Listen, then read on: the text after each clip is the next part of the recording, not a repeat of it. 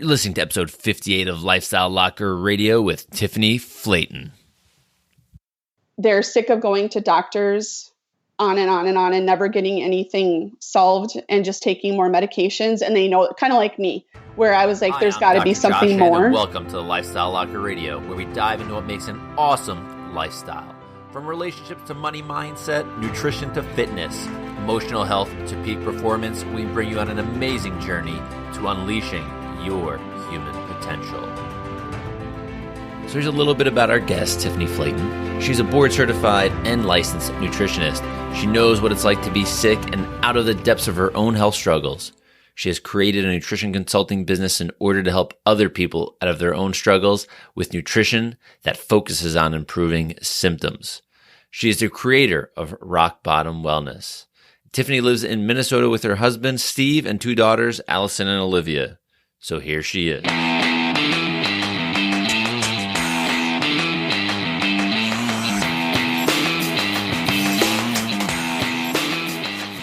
All right, everybody, in the locker room today, we have Tiffany Flaten of Rock Bottom Wellness. You're going to learn a lot about her today and a lot about what she's doing and what's going on in her life and how she's going to actually help you. You're going to get a lot of info today. So, Tiffany, welcome. Hi, thank you.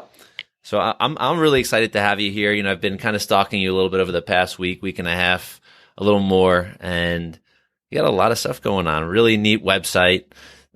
Seems like you're helping quite a bit of people with what you do. I'm not going to kind of give anything away, but why don't you tell the audience here at Lifestyle Locker who you are, what you're about, and then a little bit about, you know, where you've come from. You know, you said this is career number 2.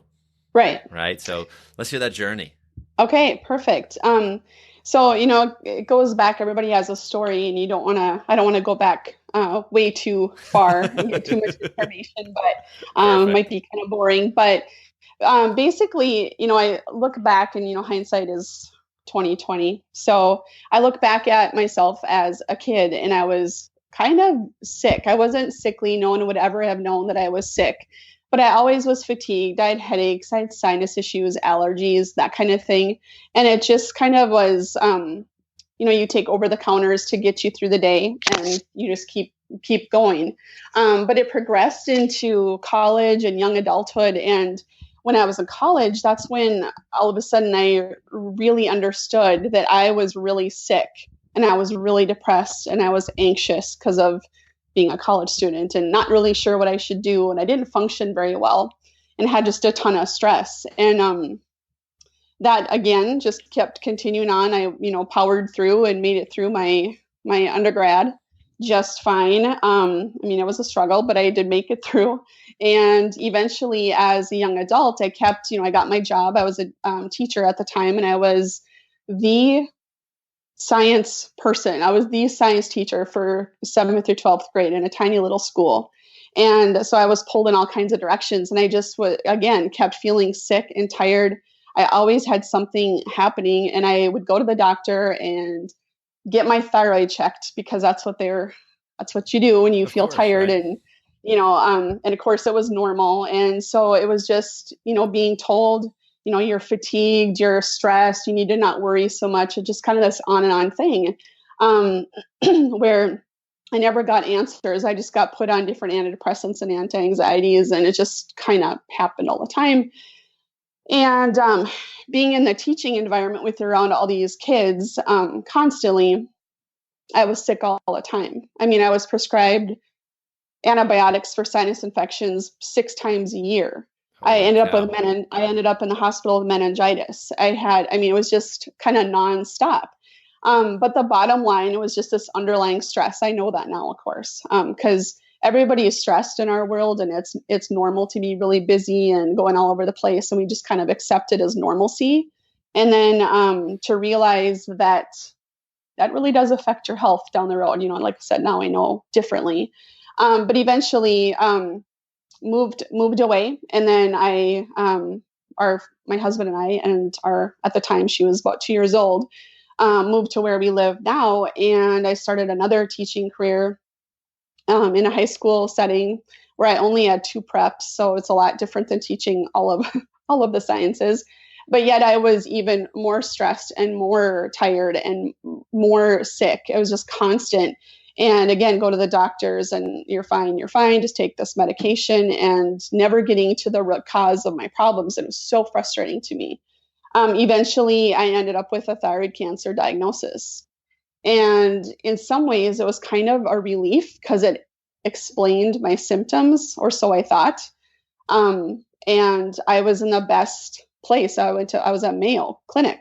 And so everything was all my problems were going to be solved, is kind of what I thought would happen now that I actually have a diagnosis and you can do something with it, because you've maybe heard it's the best cancer to have. I've been told that 1,000 times by a lot of these different practitioners around the clinical setting. And at the time, it doesn't feel so good to hear that, because when you hear the cancer diagnosis, it's kind of daunting. It's scary. You just kind of are at their mercy. You'll just do whatever they tell you to do. And that's exactly what I did. So I had the thyroid gland taken out. It had spread to the lymph nodes. So I had those taken out. I had the treatments. I had another surgery because I had a recurrence, all while I'm on the thyroid medications, because now having my thyroid gland taken out that was, diseased, this medication was going to replace it. And then I would feel better. I would not have any more issues, right? That was sort of not the promise, but it was like, we see people get better all the time after we have this taken out. They get the medication replacement, you get the dose right, everything is good. So I was kind of excited for that. And that just never happened. It just didn't happen. And so I'm trying to teach, and I know people who aren't teachers don't maybe get this, but teaching is a very stressful environment. And it's just hard when you're sick all the time to try to get up and go. And then your own kids are having their stuff with daycare or school, or, getting sick on their own. And my husband travels a ton. So it was me being sort of single parenting part of the time, at least, and not feeling well, not having any more time left to take at school because I'd already taken so much time, getting subs, having to reteach. It was just this vicious cycle of always feeling behind and never really feeling like I was doing a good job anymore, because I felt like I was a really good teacher. I had great classes I loved to teach, but I just wasn't able to do it anymore, really. And, through that process, I was doctoring at Mayo, and I asked my doctor, I said, do you think, I think of it now, do you think that if I change my diet, which was pretty decent prior to, that this will help me? And he said, you can try. I don't really think it'll make a difference. We just need to get you on the right dose. So I said, okay, whatever. And I went and I found my own nutrition pathway. And I just found that for me, removing gluten right away took away, and I was tested to see that I had antibodies for it. So I had a reason to go gluten-free. And so I learned from that right away within the first week or two that many of my symptoms diminished greatly. And over time, it only got better. So that was sort of the catalyst that started on the path for me to really change things and to look into a different career. So just changing one simple thing, right? Yeah. It was that was that much of an impact on me. And it took a long time to get there. And I had some idea that, nutrition was the key, because I had all the science background with my undergrad degree and stuff. And back in undergrad, I looked at going into dietetics. But it's kind of funny. I look back at the time, for some reason, my gut told me I didn't want to be in a clinical setting. I didn't want to tell people to eat X many calories and, stay away from fat and all that kind of stuff. I just knew in my gut that that's not where I wanted or how I wanted to work. And so I went on and got my microbiology degree instead.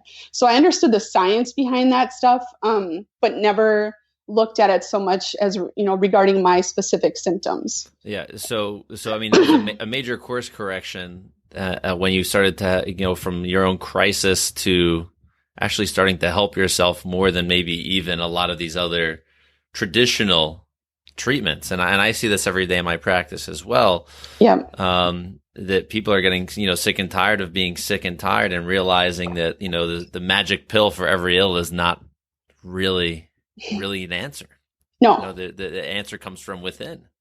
Yep. And so let's get into, so long story crunched down. I mean, now we're at rock bottom wellness. You've, was it you're a full-blown nutritionist? Yeah. And let's hear about rock bottom wellness. So here's just a little break. Sorry to interrupt the interview, but I want to make sure you can find this on our website. It'll be found at lifestylelocker.com/Tiffany Flaten. And now back to our show. You've come from from crisis to, healing, helping your body heal itself through changing food, which brought you to becoming a nutritionist, which now we have rock bottom wellness. So right. Kind of talk to me about what you're doing even more now with yourself to with this evolution. And now what are you doing with your clients that you work with? Yeah. Okay. So, in that journey of going through not feeling well and finding this one thing and knowing how big and impactful it could be for not just me, but others.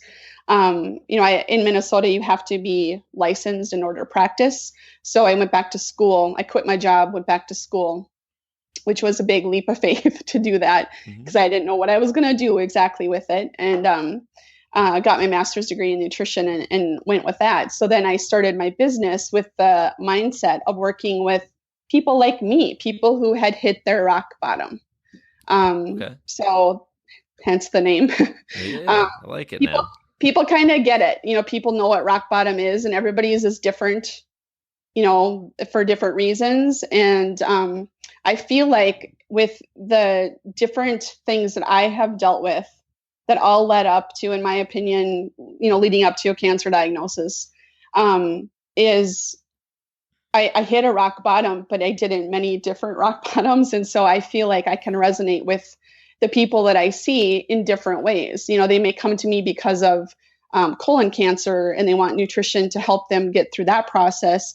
But I get their fatigue. I get their desperation. I get their depression. I get it all because I've been there. So that's how I help work with my patients, on an individual basis to work with that, or in group settings too. So. Okay. So when someone comes to you, we'll just say, you mentioned like a cancer diagnosis. The first things you're doing with them or step back 1 second, actually, when you're seeing this person come to you with a cancer diagnosis, are you actually doing a nutritional testing right away first, or is it a mindset game? Is it kind of an all the above? What do you see as like the first step for people?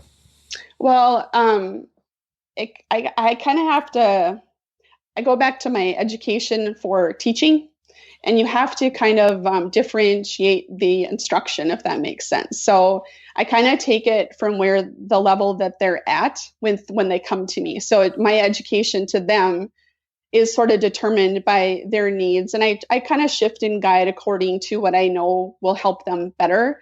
So if someone comes to me and they have a pretty good nutrition IQ as far as like functional nutrition, then I can start them at a little higher level, and they're a little bit more up for the nutritional testing.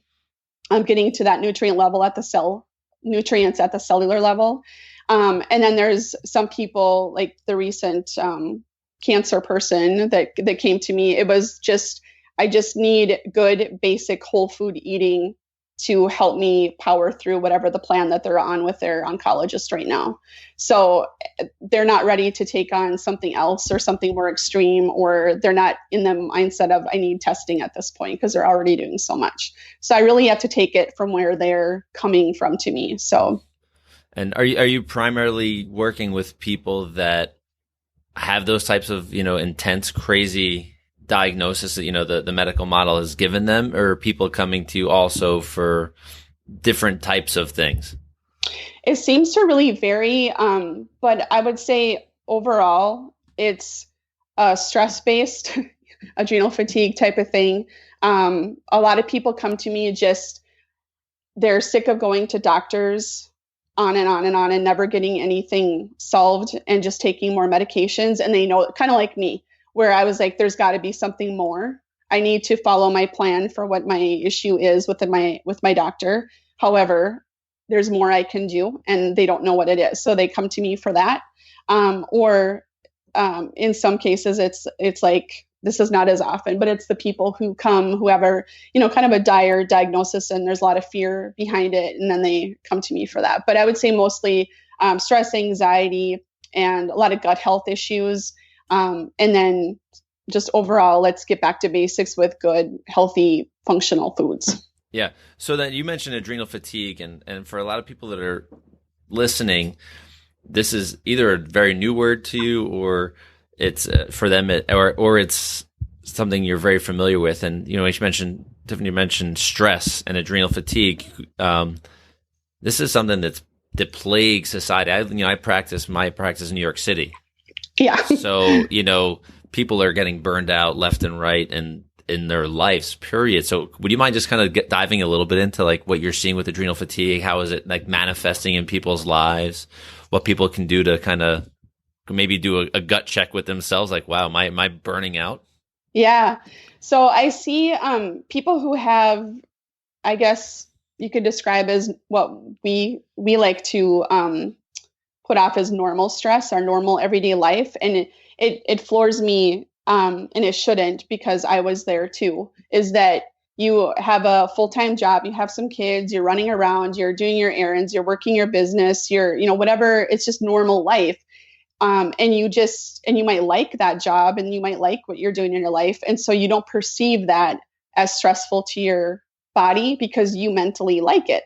And so people will have symptoms where they have a really hard time getting up in the morning, or they're tired and wired and they're staying up all night till 2 a.m. And that's when they have their energy burst. Their patterns are off for their diurnal cycle, or they're off at that point, and they don't get that that's a function of how they're functioning in their normal, quote unquote, normal stress-filled life.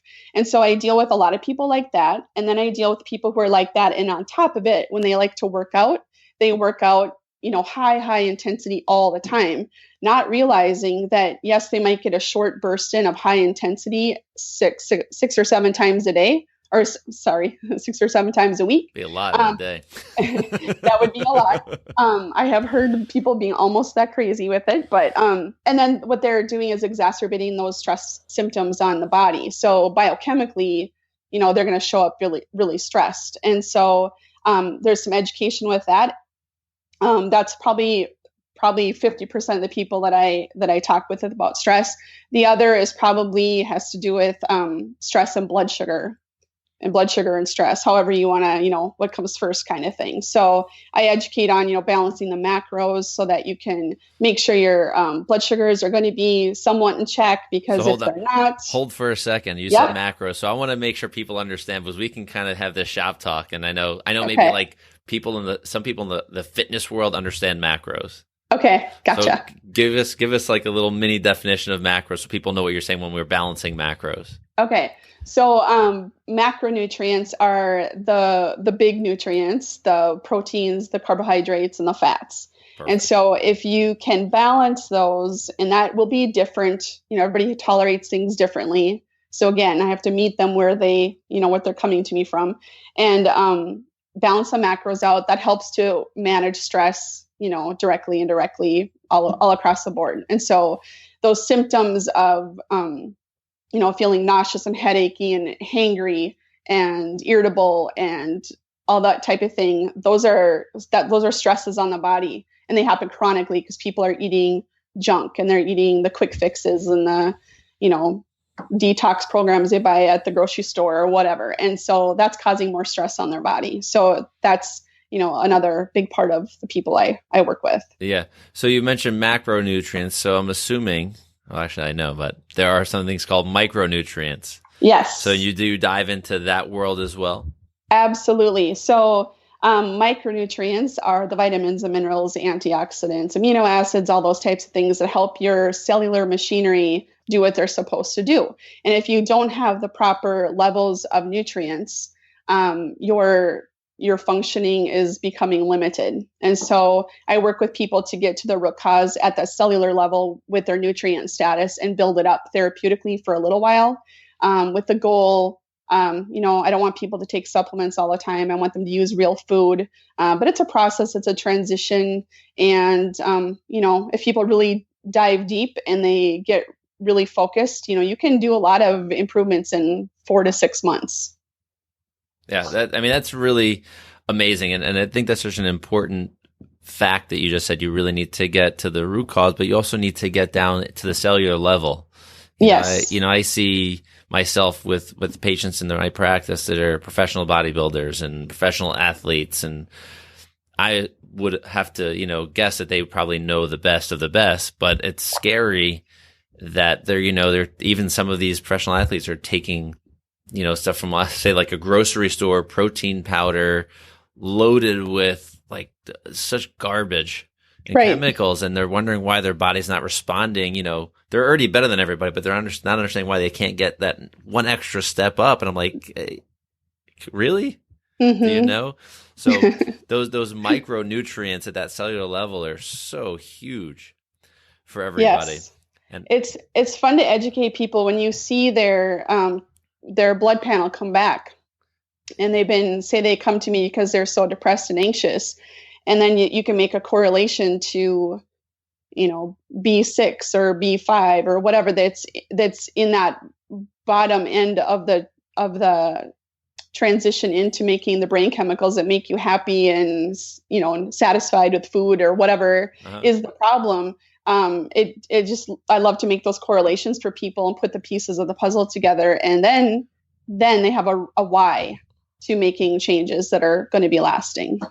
Yeah. So the next thing is, so you have these two big broad groups of people that are searching for you. What do you have? What do you like? And you said this as well, which I thought was really neat, that you want to stop people from taking so many supplements all the time, right? You want them to eat food as their nutrition. Mm-hmm. So I know you have something coming up in the works, right? That's going to be happening in January. You want to talk a little bit about it? Yeah, it's called The Beginner's Guide to Whole Food Eating. And what I tried to do, and I'm still putting some of the pieces together, is getting a program that people can do from their computer or the comfort of their home. It's an online program where you can check in each day if you want to do it methodically, day 1 through day 7, or you can do it as needed and go through it on your own pace, where there's going to be a calendar of meals. There's going to be different recipes for each, breakfast, lunch, dinner, and then snacks that are good whole food eating. And the whole point of it is try to make your meals from whole foods, plan them, use them for lunches and that kind of thing to optimize your time, because everybody is so busy.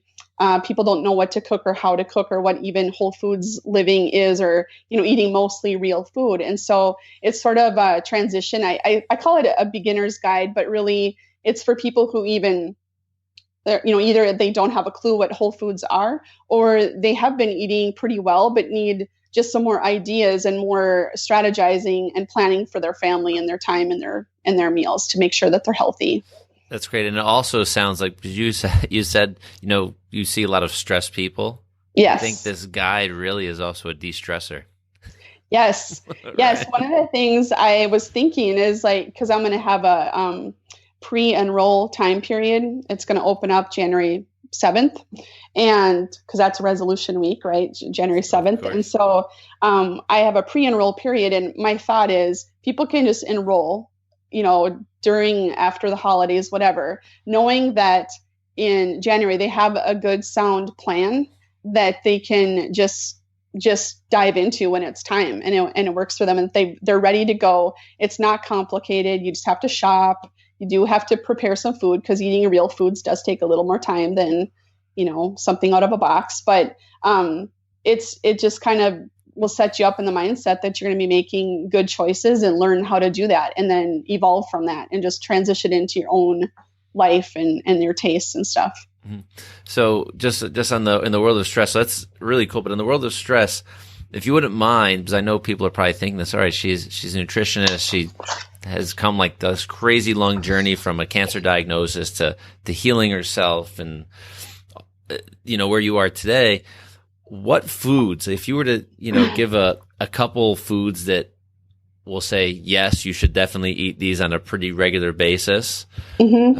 And then like 2 or 3 foods you could say, stay the heck away from because these are just toxic and at all levels. Okay.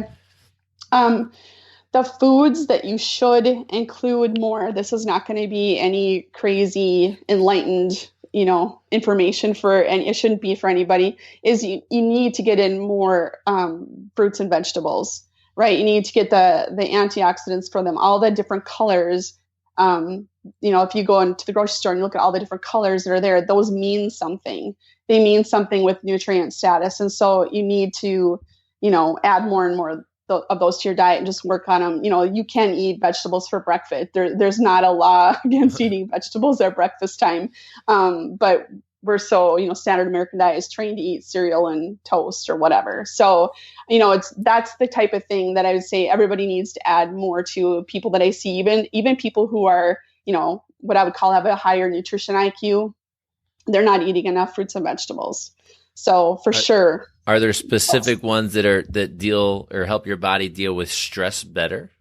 Anything that's, I like to recommend the leafy greens, of course. I always promote that. And it also helps to clear, just a whole different vein of detoxifying, extra hormones that we don't need, excess hormones that we don't need and stuff like that. But, to up the greens and getting rid of some of the other toxins that are burdening our body too. So. Okay, good. So we have fruits and veggies. What else what else can we add that's positive to our diet? Good healthy fats. We will absorb our nutrients better from our foods if we're eating good healthy fats along with, so a lot of those vitamins and minerals are going to be absorbed much better. If you drizzle a little bit of olive oil on your salad or sweet potato or whatever it is, that's going to help. So, good quality coconut oils, the unrefined, the grass-fed butters, things like that. And, olive oil, you have to be a little bit careful how you buy that to make sure it's not cut with cheaper oils. And that's what I would say. That just helps with the absorption much better. Okay. And then, so we have good foods now, good foods that are help with de-stressing or lowering the stress load on the body. What foods or things that are really going to increase the toxic stress load on the person? Like, just, you don't have to give I know that we can probably shoot a million websites up now, but what are most common things that you tend to see in your area that people are eating that are really just breaking down their body? Well, it's 2 really large categories, actually, of foods. And so I find that if people can focus on these things and start to decrease the levels that they eat of these things, they're improving their health overall, just sort of naturally. So trans fats, so the hydrogenated oils and that type of thing. So we have to be really smart about how we are buying products because of how they're labeled. So they can be, they can say the package might say 0 grams trans fats, but they'll make the serving size so small that if they can do that, if it's under 0.5 grams per serving. Oh, interesting. So that people can, eat double the serving size and be getting lots of trans fats over the course of a day or week or year, whatever. So if you just get really smart and savvy about trans fats, what they look like in the ingredients label and what they look like on the food facts panel, that's really helpful. And by naturally, you're not going to be eating synthetic trans fats if you're eating whole foods. Okay. And the other thing would be high fructose corn syrup. So we hear about that all the time. Well, they've gotten kind of tricky with labeling on that as well. So now they'll just label it as corn sugar or corn syrup instead of high fructose corn syrup, because people are getting smart. Consumers are getting smart. So now the marketing people are getting even smarter. Okay. So, if you look at those 2 things and focus on that, if you don't want to go into the whole, don't eat gluten, don't eat dairy, eat this elimination diet or whatever, that causes a lot of stress in people. So, starting from the basics, if those are 2 big things, you can get out of your diet, you're going to be so much better for it. Oh, awesome. And I love a quote that you put up on the Rock Bottom Wellness Facebook page. It says, you can't expect to feel like $1 million if you're eating from the dollar menu. Eat clean. I mean, which is so, I think that's so cool. I'm like, wow. I heard an old motivational speaker, not remembering his name at the moment, but he said, people treat their, and this is from a long time ago, it was a tape cassette. So it was like, people treat their $8 dog better than their $1 billion body. Right. Absolutely. Which is, it's so true. So I'm so grateful that we got to have you on here. I love the little tidbits of information. So what we're going to do, how can people find you? You can go to rockbottomwellness.com. It's my website. My Facebook page is the same, Rock Bottom Wellness. I have a group on Facebook. It's called Rock Bottom Essentials, where I talk about nutrition themes each week, or related to health conditions. Also touch on some essential oils. I love using that as an adjunct to working with my patients. Great. Helps symptoms along the way. And then Twitter and Pinterest and yeah. I'm going to put all of this in the show notes, but okay. I want people to hear it out of your mouth where they can find you, which is great. The program, when is the program starting, you said? The program will be available to enroll in the next couple of weeks, but it will be open January 7th. January 7th. Yes. 2018. Yes. Oh, I'm excited for you. Thanks. All right. So I want to thank you so much. This was awesome. This was a really, really good call.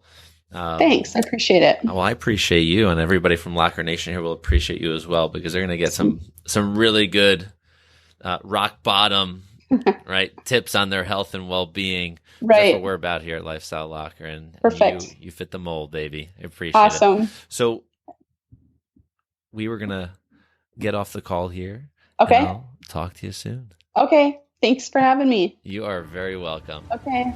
Bye. Bye.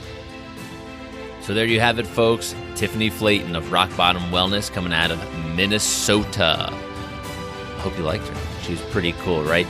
Lots of great stories that come from these podcasts, come from tragedy to triumph, and I absolutely love that. She is no different, and that's what's led her to a healthy life, a healthy lifestyle, and success in her life. So to connect with her and to get all of her details, go to lifestylelocker.com/Tiffany Flaten. You will see her there. All right, Locker Nation, make sure you give us a 5-star review on iTunes. Pretty please. Also, I would love to hear what you think about the podcast, because you know what? This is our 58th episode. Share something with me. Email is drjosh@lifestylelocker.com.